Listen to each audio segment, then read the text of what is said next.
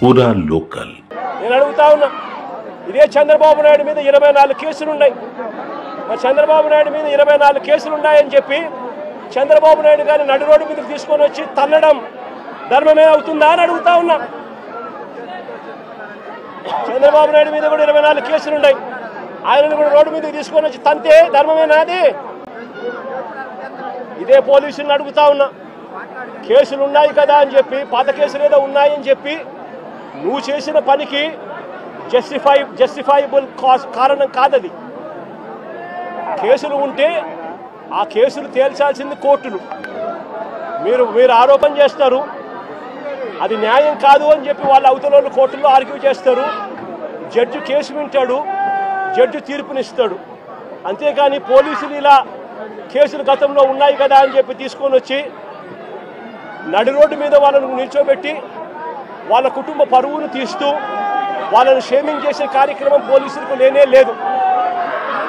ఈ మధ్యకాలంలో జరిగిన అనేక ఘటనలు, రాకేష్ అనే పిల్లాడు, ఇది రాకేష్ అనే పిల్లాడికి సంబంధించిన కాలుకు సంబంధించిన ఎక్స్రే.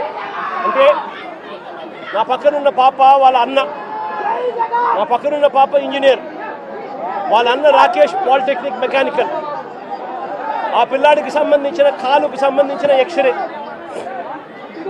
ఇలా కాలు ఇరిగిపోయింది, లోపల రాడ్ ఉంది, రాడ్ పెట్టి ఆ రాడ్కు కాలును ముడేసి డాక్టర్లు ఈ మాదిరిగా ఉన్న పరిస్థితిని చూస్తే పోలీసులు ఆ కాలు మీద కాలు పెట్టి నడి రోడ్డు మీద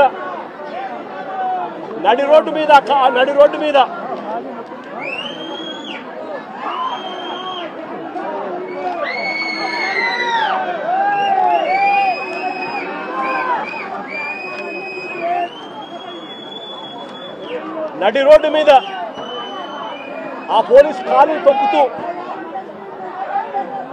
ఆ రాకేష్ అనే పిల్లోడిని ఇలా కొట్టడం, అది కూడా నడి రోడ్డు మీద షేమింగ్ చేస్తూ చేయడం ధర్మమేనా అని అడుగుతా ఉన్నా.